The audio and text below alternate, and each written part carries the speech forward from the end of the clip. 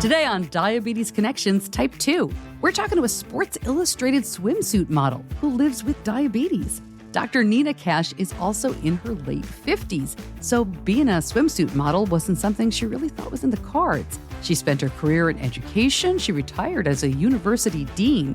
She'll tell us the story of how the Sports Illustrated gig happened. She's part of what they're calling the rookie class of this year's big 60th anniversary swimsuit issue. And of course, we talk about her experience with diabetes. This podcast is not intended as medical advice. If you have those kinds of questions, please contact your healthcare provider.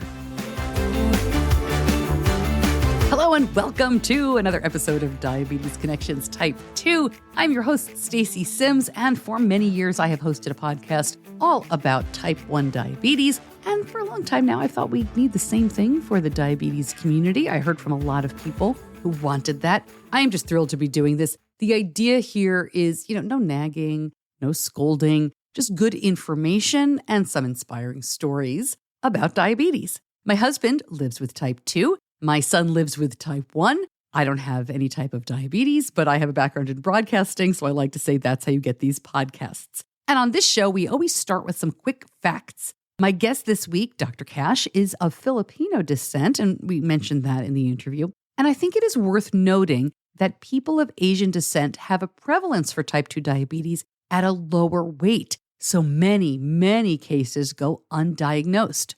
That's starting to change, but it is well worth talking about. The American Diabetes Association now recommends that Asian Americans get screened for diabetes if their body mass index, the BMI, values are 23 or higher, and that is lower than for the rest of the population, where it can be 25 or even 27. Fat storage and distribution in the body differs between ethnicities and even among individuals, of course. But research shows that Asians have a greater amount of fat that is located around the organs and fat storage, despite looking thinner usually and having lower body mass values. And having that kind of visceral fat is associated with metabolic and heart diseases. Again, this research is all pretty new, and they think the condition is pretty new as well because in the past 30 years, the development of diabetes in Asian Americans went up 6-fold. So researchers are trying to figure out what happened. It's very easy to say, the American diet is terrible, but it's not always that easy. There are other environmental factors and even genetic factors that may be at play. Regardless, if you're Asian and have a direct relative with diabetes, doctors recommend getting screened as early as 20 years old and then continue that every couple of years. The standard age for testing in the U.S. is between 40 and 45. Big difference. This information comes from Diatribe. It is backed up by research from the CDC. I'm going to link it all up in the show notes for you. My guest this week, as I mentioned, is Dr. Nina Cash. At age 57, Nina was named one of 7 2024 Sports Illustrated Swimsuit rookie models, and they will all be featured in the upcoming 60th anniversary of the swimsuit issue. That comes out in May. Dr. Cash is a retired university associate dean who entered this competition kind of on a lark. I'll let her tell you the whole story. One more quick note. We taped this interview last fall after she was announced as one of the winners, but I held it because the issue, wasn't coming out for months. So I wanted to bring this to you just before, and maybe you're listening to it after, the Sports Illustrated issue has come out. So she refers to a lot of things that were happening at the time and some secret photo shoots that we can see now, which is really fun. And I will link up as much as I can in the show notes over at diabetes-connections.com and just click on the Type 2 show. My chat with Dr. Nina Cash right after this. Dr. Cash, thank you so much for joining me. I'm so excited to talk to you. Thank you for spending some time with me. Thank you for having me. This is quite exciting. Yeah, well, I don't know how this could be exciting to compare to what you are up to, but I'm thrilled to have you. We're going to talk about a lot of things with you, modeling and lots of the charity work that you do and all the accomplishments. But let's just start right out and get to it. When were you diagnosed with diabetes? What led to that? Can you tell us a little bit about how you found out? Absolutely. So diabetes runs on my maternal side. Mm-hmm. My cousins were type 1, type 2. My mom got adult onset diabetes, and hers was controlled because she was not into medication at all. So mom did diet and exercise. So she was luckily her, A1C ratings were on the lower side. So like 5.7 to 6.0. When I was 26, I was pregnant and got gestational diabetes. Now, I kind of knew that it ran in my family. So I thought, well, the chances of me getting diabetes would probably happen, but I didn't think it would be during my pregnancy. Definitely was diagnosed gestational diabetes during pregnancy, had to control it with diet and some exercise, because we know when you have gestational diabetes, your child could grow bigger. And that's what they're afraid of, especially because my ex-husband, he was a 10-pound baby. Oh, so, yeah. so they thought, woo, here we go. Luckily, I think I controlled it very well because my daughter was only 6 pounds, 15 ounces. So that was a good thing. So then fast forward to July 6th of 2015, I was formally diagnosed with type 2 diabetes. Because it ran in my family, Stacy, and because, I had gestational diabetes, I was very adamant with my doctors to make sure that I was tested. I, did blood tests. I was very steadfast on that. So come 2015, I was feeling sluggish.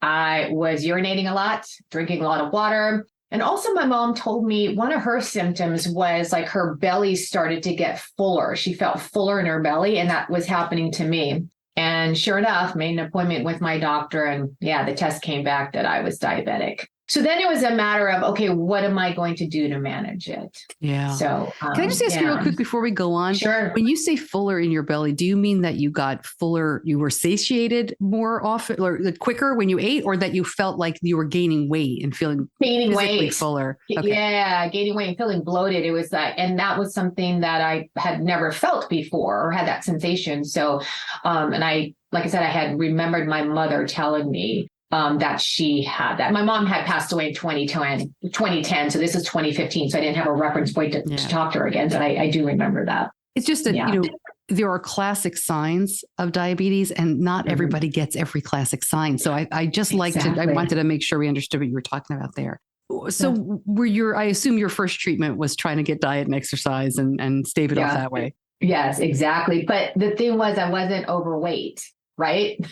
I've never been overweight in my life. So this was kind of like, I wouldn't say that I'm an anomaly, but my doctor's like, this is really interesting, because you're not overweight, you do exercise. So why is this coming up? I continued with my diet, which is my doctor says that I could eat pretty much anything that I want to in moderation, which I was never a type of person that I have to have pie. I have to eat the whole pie. I was never like that. Right. So I continued with my normal diet, and then I tried different medications, but metformin was the one that helped. So I've been on metformin since the latter part of 2015. I was diagnosed in July, and then the latter part, we figured out metformin. Unfortunately, I think I'm going to have to be on that medication for the rest of my life because I'm not overweight.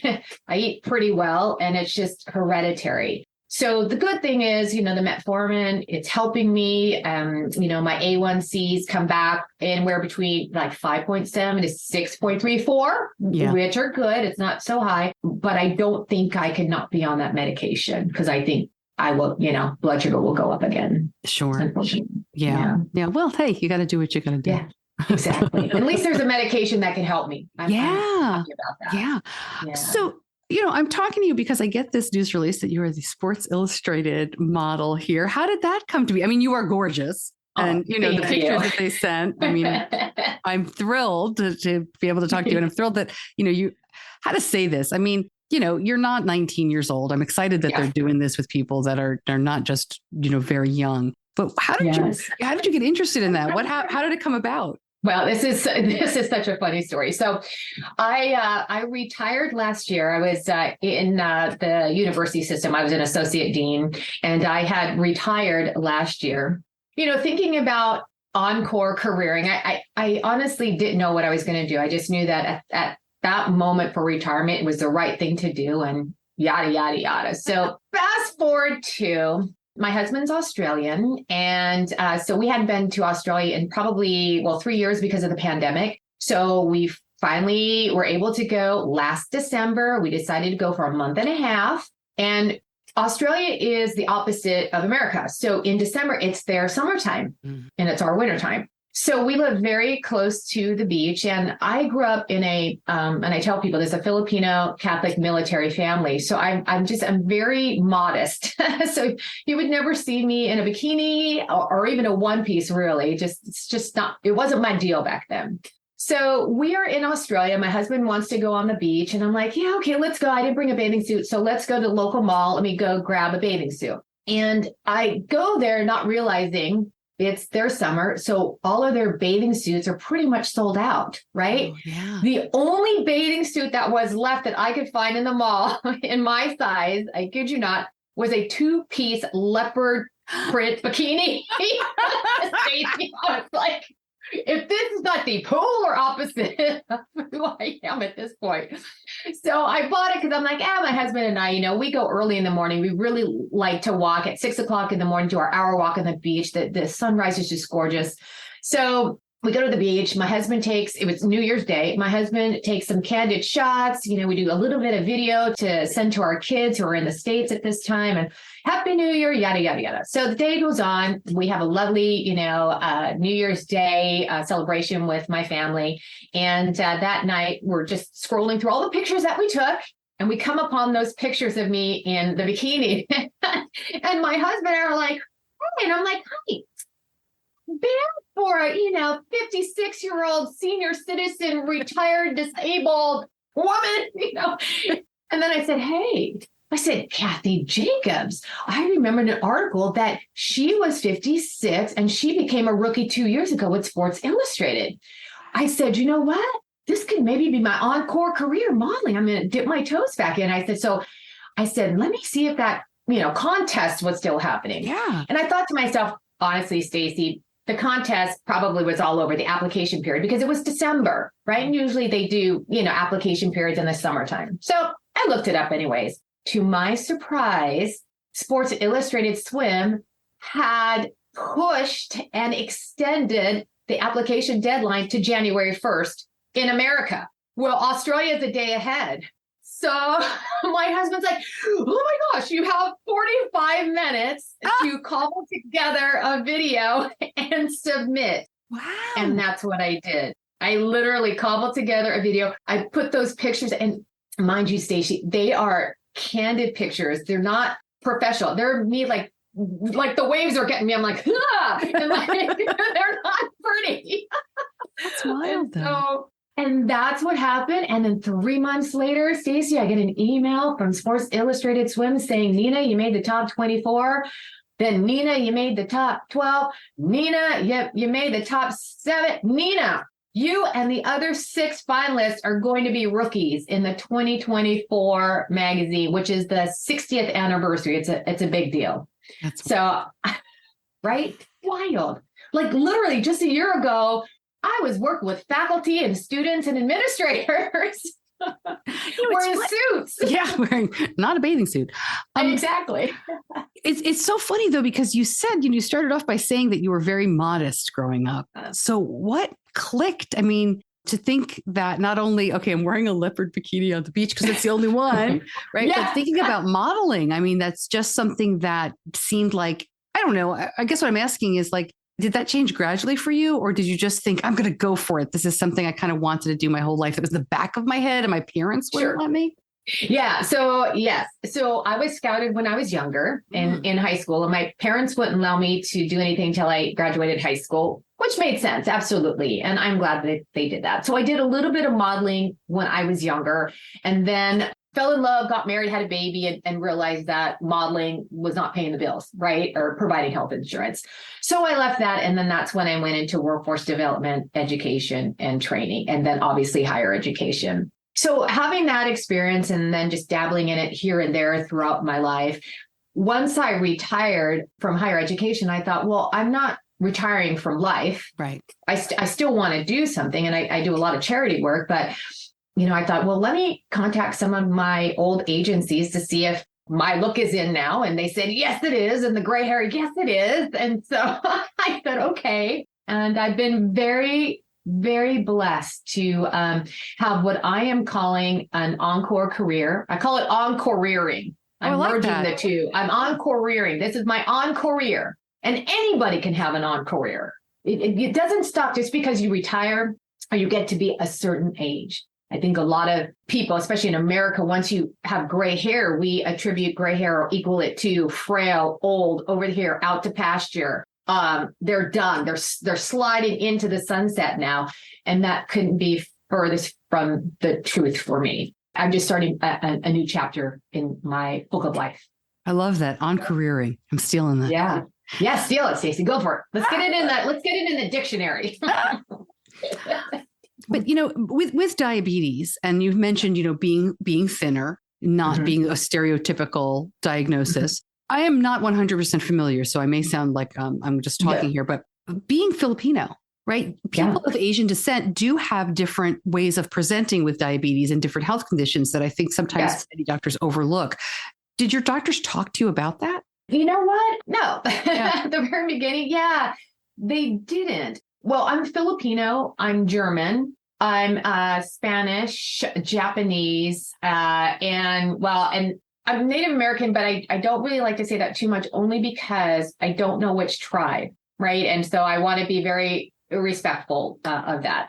So I have a lot of the Asian ancestry that would get diabetes. But no, I can't remember my doctors at the time talking to me about, because of my heritage, that I am more prone to be, having diabetes, which is interesting. Now that you bring that up, I can't remember. Mm-hmm. You've mentioned that you're well managed with diabetes and you're on metformin, diet, exercise. But when you're working, like modeling is a pretty intensive job.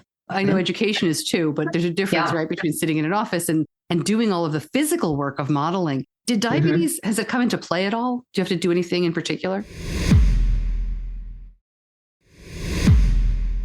Yeah, well, it has, right? I'm very conscious of my blood sugar level and how I'm feeling. That when people talk about hangry, I think we diabetics know about hangry. So I try to thwart that as much as I can. So even when I was at the university, I found myself just being in back-to-back meetings, especially during the pandemic. Luckily for me, I was very open with my diabetes. Yeah. So if I had a meeting, I would say, please forgive me, I have to eat my diabetes. People were very fine. Now, in the acting and modeling world, I can't say, hold on, when I'm right in the middle of a shoot, hold on, I got to eat something. So I just take it upon myself to make sure I have all my snacks. And I will eat. And sometimes people say, I don't want to eat because I'm wearing this outfit. I'm like, no, I have to eat. I just did a job. It was a cruise. And, we had certain call times, I think one call time was at 6 a.m. And I remember that room service didn't start until like 6:30 or something didn't start till 6:30. So, I had to go down and talk to them and say, hey, I have diabetes.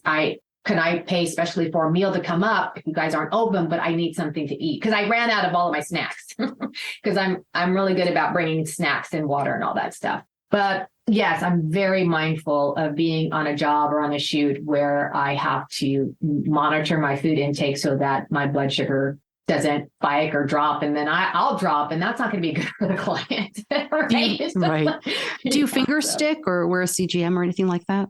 No, I don't. So my doctor has me just testing every 6 months because I've been so good. And I know my signs of when I'm starting to fade a little bit. So knock on wood, I haven't had to, do the prick in a very long time. That's great. Yeah. That is good. We just started this podcast about type 2. So one of the things that I'm encountering, it's so interesting, is I do this type 1 podcast for a very long time, and there is a stigma, and there are issues with every type of diabetes. But I'm finding that with type 2, it's almost like people don't want to talk about it in the same way. They're afraid to be public. It's a little bit of a hesitancy that I'm not used to in the type 1 community. Why is it important to you to be public about this? Well, for me, it's because it's a disease. We have to let people know that it's okay to talk about it. That's why, Stacey, I applaud you. And I'm so encouraged that you've taken this on, truly. Because again, when we started this, before we started recording, I said, people say type 2. Oh, that's the one that's not that bad, right? And I'm like, hold on here. It is bad. It's still diabetes. You don't understand. I could still, be, relied on insulin later on in life. It's the thing. So, the more that we can talk about it, the more we can make it mainstream to where people aren't ashamed. And I don't know if people think because, they equate type 2 diabetes to being overweight, lazy. Oh yeah, that you got it because you were an adult and you didn't eat healthy. Right, and you all didn't that take stuff. care of yourself. You didn't. Exactly. Hey guys, I did, and I still got it. Again, it comes in different packages and different looks. It's not just that kind of stereotypical of what people assume it's going to be or think it's going to be. Like I said, I'm very encouraged that you're doing this podcast, and I'm hoping that more people can feel empowered to just talk about it, to make themselves be healthier, right? I think there's a lot of people, at the university, I had some colleagues that didn't want to disclose that they had it. They disclosed to me because I was their, administrator. And they knew because I was so vocal about it, but they didn't want other people to know. Yeah, there's a real stigma. And it is, yeah. And I thought, it's all good. It's all okay. No, that's great. I just think more conversation, the more we talk about it and realize it does come in all shapes and sizes and ages. So when you did get the call for the rookie, which is great, right, for Sports Illustrated, were you all together for the shoot? Do they do that separately? I'm just curious how it works. So what happened with our group? So there was the 7 finalists, and normally they picked the one rookie. I was in Manchester, England, when I got an email that said, we're having we have a mandatory Zoom call with you on this date at this time. Please be present. So at that time, I didn't know if it was just me, the group, had no idea because obviously I had not gone through this process before. So I was flying back from Manchester and I would hit ground and only have 3 hours to spare by the time I was to get on that call. So needless to say, I was a little bit jet lagged. Or a lot bit jet lagged. Yeah, no doubt. So get on the call, and it's a Zoom call, and I see my 6 other lovelies. And again, I call them my lovelies because I could be their mother. Yes, I can. The next one, I think I'm the next oldest. I am 24 years older than her. So wow. I actually assumed that it was going to be all older. I hate to say our age is older, but it was going to be all, older models. But no, really, I didn't realize you were the only one. That's amazing. Yeah, I think 25 to 34. And so I'm 57. Yeah. So yeah, they're all my little lovely, my 3 girls are around their age. So I see them, and then popping on the line are the family of Sports Illustrated Swim. And they're just talking to us about, the next steps in the process and just giving us a little, feedback on some things. And then MJ Day, who is the editor-in-chief, pops on. And she said, "Hi, everybody, how you're doing?" And then at the same time that she pops on, there's another person from SI who's holding up a swimsuit that says Rookie 2024. So at this time, I'm not registering. I'm seeing it, but maybe because I'm jet lagged, I'm like, what? It looks like Rookie. And then MJ says, "Congratulations. We couldn't pick one. We picked all of you." And we were just like, are you kidding? It was pure magic. And the fact that I was picked as a rookie was one thing, but to get to do it with my 6 lovelies is huge, Stacey. It's huge. I mean, we're all pinching ourselves, and to be in a group with these, I'm telling you, they're young, but these women, I'm telling you, keep an eye out for them. I'm so proud of each and every one of them. They're doing some major things in this world, and they'll continue to do major things. So it's really great to be part of that group. Oh, it's amazing. No, yeah. So the way the shoot works is that everybody's going to do an individual shoot at an undisclosed location. So we don't even know yet, what we're doing. It's a big secret. So I imagine it to be like spies or something. They're going to kill. Need to be at this airport at this time and bring the, right. Yeah, that's great. Oh, very cool. Are you at all nervous about the reaction you might get? I mean, people can be kind of lame about getting older. Yeah. Are you worried at all about that? Well, everybody's going to have an opinion, right? And they can have their opinion, but the interesting thing is that people are going to give an opinion based on their life experience, right? And their life lens. Just is what it is. And then there's going to be those trolls that just do it because they just want to be the anti of everything that's good or whatever. So, my mom always said that, it's none of your business what other people think of you. So that's always helped, right? That little comment. And then there was another one. I just wrote it down here because I thought it was like really, really cool. It says, your light might irritate a lot of unhealed people. Shine anyway. And I'm like, oh, I like that. I'm like, okay, that's Very cool. Very cool. So you know what? Eleanor Roosevelt said, you can only be offended if you allow yourself to be offended. If people are making comments that I don't know, I honestly cannot be offended because I don't know you. I don't know your life lens. You certainly don't know me. But I will say this, Stacey, there have been some champions, some cheerleaders, some supporters of me that are just gorgeous and kind, and people that I don't even know reaching out and saying, how I've motivated them to do an encore career, that they are, 60 years old and didn't think that they could pivot to something else because, again, they thought they were too old, washed up, no one would want them, so on and so forth. For those reasons and for that person and for other people, I'm doing this. And for me too. Yeah. This is actually for me. That's great. This is for me. Before I let you go, talk a little bit, if you could, about Get Safe, which is a charity you work a lot with. Yeah, I love Get Safe. So I've been working and volunteering for Get Safe now since 1999. Their mission in a nutshell is to help people live more safer lives through education and training. We provide a lot of education and training. You can hear my dogs. They want to provide some input too. My dogs are working. They used to be the COVID canine quartet, but that's over now. So they can't do that. No, Get Safe is a wonderful organization that the executive director, Stuart Haskin, I've known for many, many years. This was his labor of love. He's been doing this for over 40 years. And when I started volunteering with them in 1999, I had been working with the developmentally disabled population for several years prior to coming to Get Safe and volunteering. And one of the things that we did together, which I'm very proud of, and they still do this today, is we created some safety training programs for the developmentally disabled population. And one of the biggest stories that I like to share is this, because it kind of shows impact, is I was on the board of CeQur, which is the Sexual Assault Crisis Agency of Long Beach. And, we would get a lot of calls about, for survivors of violent crimes and sexual crimes as well. But they would get a lot of crank calls. And what did they think crank calls were? Well, people would call and they would say, like, men would call and say dumb things, but then they would also have people that couldn't articulate certain things that were happening. So therefore, they equated that to a crank call. Okay. So having worked with the differently able population, we knew that population gets victimized and re-victimized 10 times more than the normal population. So we created programs to help that population with identifying unsafe environments, how to be aware of their surroundings, how to call for help, how to seek help. If someone turns you down, you go to the next person, so on and so forth.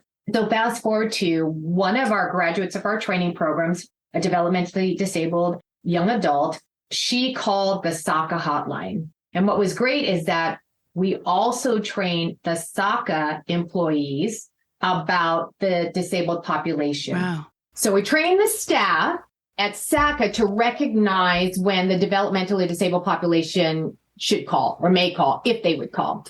And because of that training, when we had one of those students, graduate students, call CeQur to say that the male bus driver was assaulting the kids on the bus. Now, kids, I call them kids. They were at Long Beach Unified School District. You could be up to 21 years old in the special ed class and still get services. So they were all about 20 and 21 years old.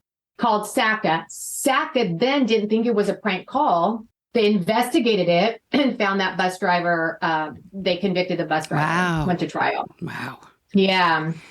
And it was all because of the training that we did, because they didn't have a voice. They didn't know how to articulate it. Not only did they not know how to articulate it, other people did not know how to hear them or help them. Easy to dismiss. Which is a big thing. Wow. Yeah, they just thought it was a prank call. We've done a lot of training like that, and they do some awesome work as well with police officers and the community. So I'm privileged to be able to work with them. So we'll look for the issue. We will look for you. But I have to ask you, your husband took all those great pictures of you and encouraged you. Does he want to be paid as a photographer now? You know, what is his role in all of this? He's like, oh, I knew her when. Exactly. He's my biggest cheerleader. He really is. He and my 3 daughters are just my cheering squad. They're everything. And he couldn't be more proud of me. He said, you know, this is something that I wanted to do, not something I think some people thought he forced me to do or I'm like, no.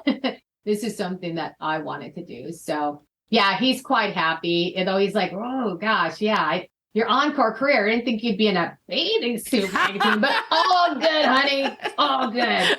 Go. My kids are like, slay the gray, Ma, slay the gray. I love it. I think that's fantastic. Dr. Kesh, thank you so much for sharing your story, for doing all of this. And I can't wait to see how it all comes together at your undisclosed location. Hopefully we can check back in the future. I'd love to talk to you again. Thank you so much, Stacey. It was a pleasure. More information about Nina and her charities, you can find out more at diabetes-connections.com. Just click on the Type 2 show. As I said, I have another long-running podcast that's called Simply Diabetes Connections that is for the Type 1 community. There is an awful lot of overlap. And if you're not familiar, I do an In the News episode every other week that goes out on both podcast feeds, and that features diabetes news and headlines for every type of diabetes. But I think this is working out really well so far with stuff that just pertains to type 2 in this show. But let me know what you think. You can always reach me at stacy@diabetes-connections.com. I also have a Facebook group for both shows. It's just called Diabetes Connections, the group. Thanks, as always, to my editor, John Buchanan from Audio Editing Solutions. Thank you so much for listening. I'm Stacey Sims. I'll see you back here soon. Until then, be kind to yourself. Diabetes Connections is a production of Stacey Sims Media. All rights reserved, all wrongs avenged.